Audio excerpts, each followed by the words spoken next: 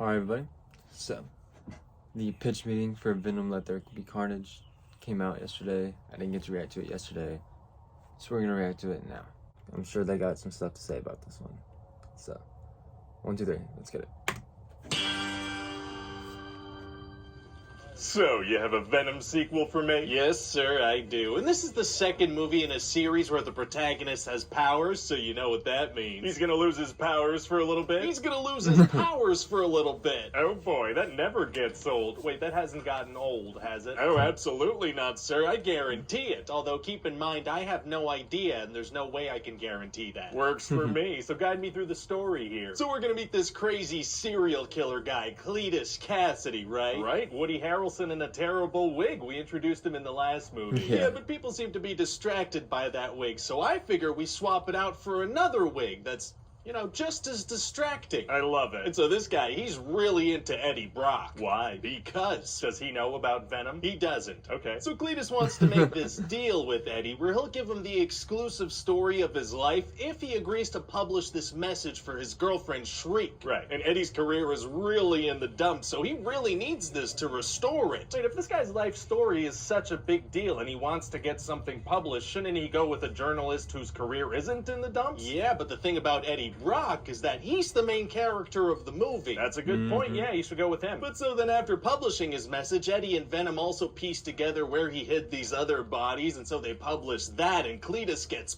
pissed. Wasn't he gonna tell him his whole life story anyway? Yes. All right. And so eventually Cletus manages to bite Eddie, and that's how he gets the Carnage symbiote in him. Oh, managing to bite people is tight. It sure is, sir. So meanwhile, during the movie, Eddie and Venom keep fighting about becoming like a crime-fighting duo, right? Oh, they're gonna go out and fight crime? I didn't say that. I said they'd argue about it. Oh. Yeah, I figure instead of doing the thing that would be super cool to watch, we can watch them bicker about doing it or not doing it. And also like eating chicken What? and chocolate. And also Eddie's ex-fiance is engaged again, so they're gonna argue about that. Lots of arguing. A lot of arguing. This is basically a romantic comedy. Oh, okay. So Yeah. anyway, eventually all that arguing leads to them spending some time apart and Eddie not having the Venom powers, which as I mentioned might still be an interesting thing to do in a sequel. Sure. And so then at the same time, Cletus is about to be executed and he realizes he has this Carnage symbiote inside him. Oh boy. Yeah, so he just goes crazy, right? He escapes from prison and along the way he kills a bunch of guards, he tears them apart, he rips their spines out and blood spurts. PG-13. He throws some guards off screen onto the wall. That probably hurts. There it is. So now that he's out of prison, he wants to go reunite with the love of his life, this lady Frances, aka Shriek. And what's her deal? Oh, well, she has these sonic screaming powers. How'd you get those? Don't worry about it. Okay, I won't. Yeah, And when she that's was what I was younger, thinking. this cop Patrick Mulligan shot her in the eye. Oh. Yeah, so obviously that led to her having, you know, a little scar and a lightly colored contact lens. That is what happens when people get shot in the eye. But the thing about her powers is that loud noises actually hurt symbiotes, so her screams actually hurt Carnage. Oh, wow. So Cletus is in love with someone whose powers could destroy him. That is very compelling, very interesting situation. Yeah, I thought the same thing, but then I was like,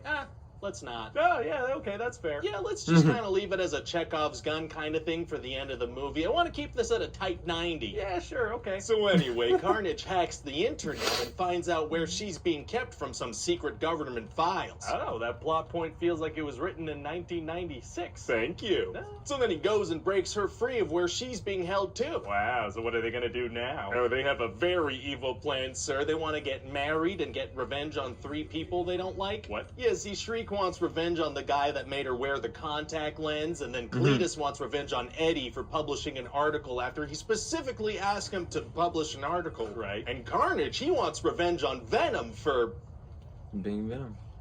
I don't know, being his dad? What are you talking about? Look, I just want Venom and Carnage to fight, okay? Oh, okay, yeah, sure. No, I don't really need a good reason. Great, because I don't have one. That's fine. And so then we're gonna go to this cathedral and we're gonna have this big third act fight like you've never seen before. Oh boy. Yeah. Wait, have you seen any big budget blockbusters in the past couple years? Yes. Oh, okay, yeah, then no, you have seen this before. Oh. Yeah, big CGI fight between protagonist and bad guy with similar powers. Oh, okay, yeah, no, yeah, sure. And at a certain point, the bad guys have Anne, and they're like, hey, Eddie, we're gonna kill her in front of you. Oh, she gets killed right in front of Eddie? Ah, you'd think so because of the words they said, but no, they immediately climb to the top of the cathedral out of his sight. Oh, interesting strategy. And then Shriek ends up falling from the top of the building, and her scream makes the symbiotes disconnect from their hosts. Oh, no. Yeah, so Eddie and Cletus also fall, but Venom manages to reconnect with Eddie before he hits the ground. Oh, wow. So now Carnage wants to go rebond with Cletus, and Venom has to stop him. Is that going to be hard to do? Actually, it's going to be super easy. Barely an inconvenience. Oh, really? Yeah, he just eats him up. He's all weak now. Yum, yum, yum. Very delicious. So then they're about to kill Cletus, and he's like, hey, nobody asked, but I was abused, and also I wanted to be your friend. What? I don't know. I figured I should take a shot at making the villain sympathetic. I realized at this point in the script that I forgot to kind of develop the character.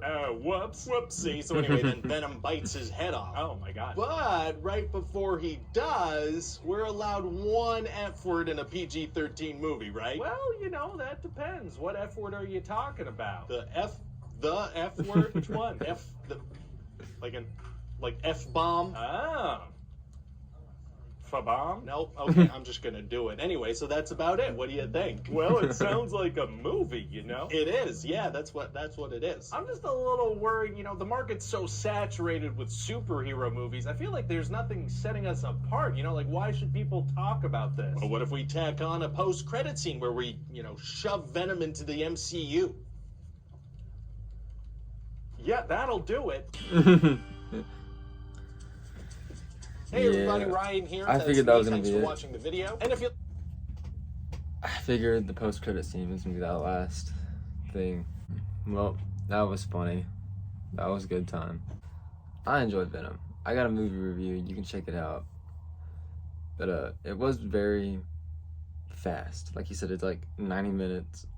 That's my biggest criticism against it, is that they had so much going on and they just didn't make the movie long.